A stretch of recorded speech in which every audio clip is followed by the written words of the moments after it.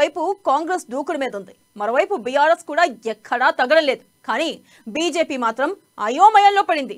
సరైన లీడర్ లేక క్యాడర్ అయోమయంలో పడింది. అసలు కమలనాథులు ఏం చేస్తున్నారు, ఏం చేయాలనుకుంటున్నారు, క్షేత్రస్థాయిలో ఏం జరుగుతుంది, హైడ్రా తలో మాట ఎందుకు మాట్లాడుతున్నారు, అధిష్టానం తెలంగాణ కమలనాథులకు ఏం చెబుతుంది?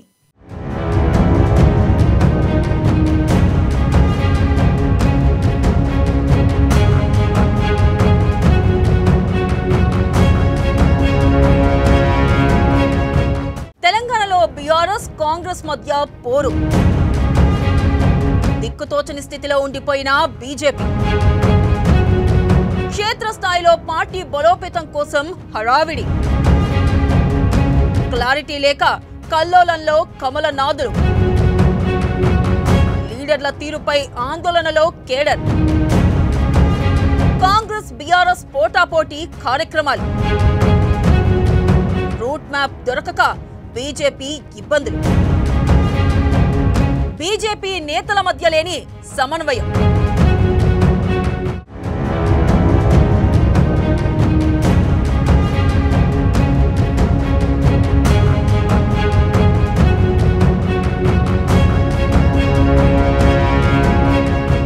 తెలంగాణలో బీజేపీ ఇప్పుడు చేస్తులుడిగి చూడాల్సిన పరిస్థితి ఏర్పడింది. బీఆర్ఎస్ కాంగ్రెస్ ల మధ్య పోరు జరుగుతూ ఉండడంతో బీజేపీ ఏం చేయాలో దిక్కుతోచని స్థితిలో ఉంది. అధికార కాంగ్రెస్ పార్టీ, ప్రతిపక్ష బీఆర్ఎస్ లు జనంలోకి వెళ్తున్నాయి. కానీ బీజేపీకి మాత్రం ఎలాంటి ఎజెండా లేకుండా పోయింది. ఎందుకంటే ఆ రెండు పార్టీలు ప్రజల్లోకి వెళుతూ పార్టీలను క్షేత్రస్థాయిలో బలోపేతం చేసేందుకు హడావిడి చేస్తున్నాయి. కానీ బీజేపీకి మాత్రం ఏం చేయాలన్న దానిపై ఒక స్పష్టత లేదు. స్థానిక సంస్థల ఎన్నికలు దగ్గర పడుతున్న సమయంలో బీజేపీ నేతలు ఇలా వ్యవహరిస్తూ ఉండడం కొంత కేడర్ను అయోమయంలోకి నెడుతుంది.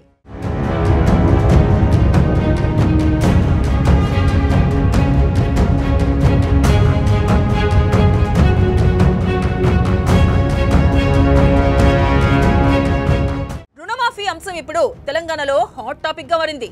అధికార కాంగ్రెస్ పార్టీ తెలంగాణలో రైతులకు ఇచ్చిన మాట మేరకు 2 లక్షల రూపాయల రుణమాఫీ చేసింది. విడతల వారీగా 3 సార్లు రుణమాఫీ చేసింది. ముఖ్యమంత్రి రేవంత్ రెడ్డి చెప్పినట్లుగా ఆగస్టు 15వ తేదీలోపు కాంగ్రెస్ సర్కార్ రుణమాఫీ చేసింది.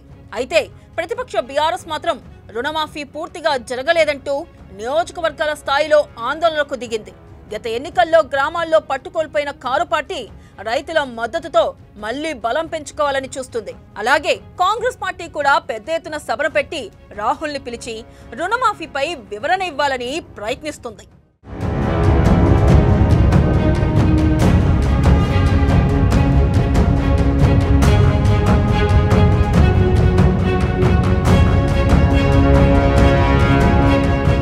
ఇటు కాంగ్రెస్ అటు బీఆర్ఎస్ లు పోటాపోటీగా కార్యక్రమాలను నిర్వహిస్తున్నాయి. ప్రజల్లోకి వెళ్తున్నారు.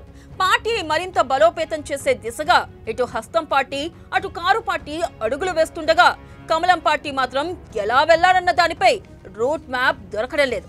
మీడియా సమావేశాలకు తప్ప క్షేత్రస్థాయిలో ఆందోళనలకు అది దిగడం లేదు. కేంద్రంలో అధికారంలోకి 3వసారి వచ్చినప్పటికీ ఇక్కడ ఉన్న బీజేపీ నేతల మధ్య సమన్వయం లేకపోవడంతో కార్యకర్తలు దిక్కులు చూస్తున్నారు. ఏ కార్యక్రమం చేపట్టి ప్రజల్లోకి ఎలా వెళ్లాలో వారికే క్లారిటీ లేదు. దీంతో పాటు నాయకత్వంలో ఇబ్బందులు కూడా పార్టీని ఈ పరిస్థితిని తెచ్చిపెట్టాయి.